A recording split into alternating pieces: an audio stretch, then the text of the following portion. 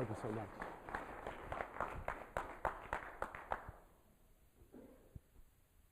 Remember when you were a kid and how you would make believe you were a superhero? You could do it all. You could fly. You could jump. You weren't afraid of anything. Not a thing. Madam Contest Master, good evening, fellow Toastmasters and most honored guests. My favorite superhero was dun dun dun dun, Superman, faster than a speedy bullet, able to leap tall buildings in a single bound, and more powerful than Starbucks triple espresso. Woo! Well, friends, I've learned two very important lessons from Superman. One, stay away from kryptonite. And two, never let fear stand in your way. Never let it. When was the last time you faced your fear? Have you ever asked yourself, what is my fear? What am I afraid of? Have you ever found yourself saying, I can't do it.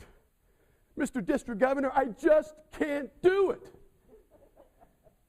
Have you ever wondered, what would it feel like if you could overcome that fear you have? Fellow Toastmasters, if you could only witness this most terrifying experience I went through.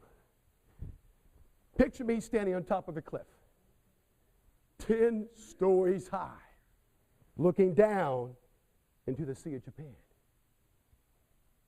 Why am I standing here? Well, it isn't because I think I'm Superman. It's because of them.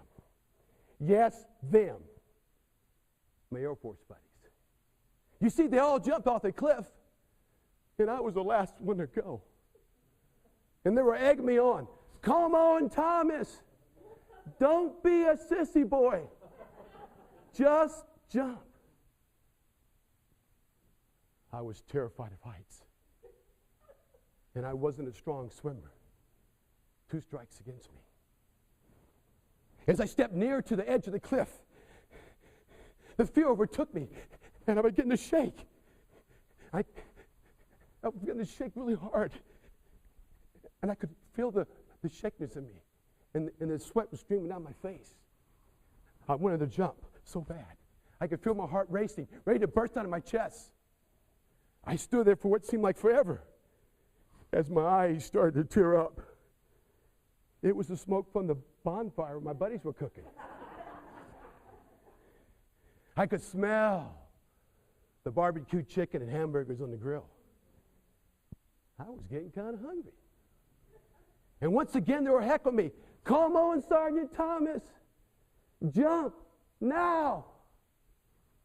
And then I heard them saying, and I thought they would never do this to an Air Force buddy. They were saying, Thomas isn't going to jump. Who wants his chicken wings and hamburger? I love my cheeseburger. I knew I had to take the jump or forever letting fear take over me. So I closed my eyes, and a calm settled over me. I took a deep breath, and just like Superman, I was flying. I could hear my Air Force buddies saying, look, up in the sky, it's a bird, it's a plane, ah, splash. Nah, it's just Sergeant Thomas. He finally got his wings. Go ahead and save his cheeseburger. He's earned it. The next thing I remember was looking at the gleaming sun as my head popped up out of the icy cold water of the Sea of Japan. I knew I had what it takes to accomplish my mission. As I tossed around the surf, I realized I lost 2 things that day. My fear of heights and my shorts. My shorts! I learned that day I had the fuel for confidence. I faced my fear, and it became my fuel that day. Where did it come from? I don't know. And maybe I never will. But I do know this. That fuel's been there whenever I needed it throughout my life. I had it when I served my country in the Desert Storm Gulf War. I had it when very special friends of mine died there. And I have it to this very day. I don't think this fuel's unique to me.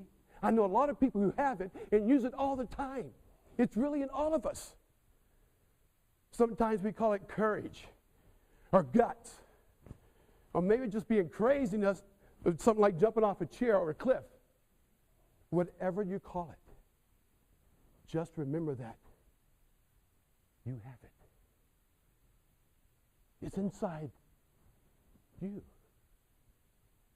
And most important of all, you always have a full tank of fuel.